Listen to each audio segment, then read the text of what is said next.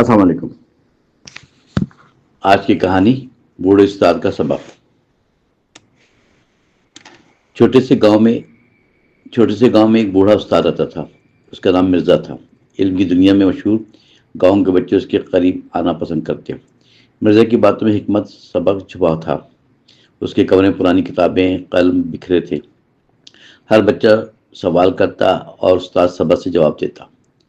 مرزا ہمیشہ کہتا، علم دولت سے زیادہ قیمتی ہے۔ ایک دن گاؤں کے بچے باہر کھیل رہے تھے۔ ایک نیا بچہ آ کر استاد کے پاس آیا۔ اس نے کہا، استاد مجھے بھی سیکھنا ہے۔ مرزا نے مسکرا کر بچے کی طرف دیکھا، کہا، علم حاصل کرنے کے لیے دل صاف ہونا چاہیے۔ بچہ بولا، استاد میں محنت کرنے کو تیار ہوں۔ مرزا نے کہا، محنت صبر کرنے کے بغیر فائدہ نہیں دیتی۔ سب بچے کلاس میں بیٹھ کر سبق سنانے لگے۔ استاد نے کہا، سب سے پہلا سبق انسانیت ہے۔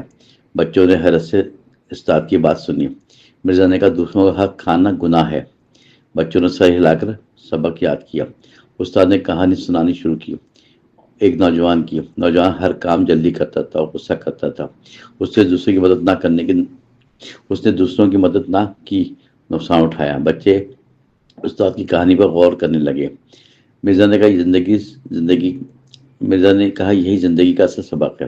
صبر اور بردباری کامیابی کی چابی ہے۔ ایک دن استاد نے بچوں سے سوال کیا، اگر تمہیں دو راستے ملے تو تم کون سا چنو گے؟ بچوں نے مختلف جواب دیے۔ استاد نے سمجھایا، صحیح راستہ ہمیشہ وہ ہے جو مشکل اور صبر طلب کرتا ہے۔ زندگی آسان راستے کی تلاش میں برباد ہو جاتی ہے۔ مرزا نے کہا، کتابیں پڑھنا ضروری ہے، مگر عملی علم بھی علم صرف ذہن میں نہیں، دل میں بھی ہونا چاہیے۔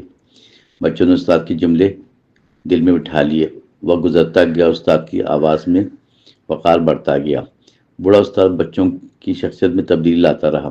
وہ ہر چھوٹے بچے کو برابر سمجھاتا اور اہمیت دیتا۔ گاؤں کے بزرگ بھی استاد سے مشورہ لیتے تھے۔ استاد نے کہا، بزرگوں کا احترام کرنا فرض ہے۔ یہ بات بچوں کے دل میں گھر گئی۔ ایک دن استاد بیمار ہو گیا، بستر پر پڑ گیا۔ بچے آ کر اس کے ہاتھ تھامے دعا کی۔ استاد نے کہا، تعلیم حاصل کرنی ہے تو محبت کے ساتھ۔ علم حاصل کرنے کے بعد دوسروں کے ساتھ بانٹنا ضروری ہے۔ بچے رونے لگے، استاد کی نصیحت دل میں بٹھانے لگے۔ بوڑھا استاد آنکھیں بند کر کے دعا دیتا رہا۔ اس نے کہا، اللہ سب کو نیکی کا راستہ دکھائے۔ گاؤں کے لوگ آج بھی استاد کو یاد کرتے ہیں، اس کے سبق نسلوں تک پہنچاتے رہتے ہیں۔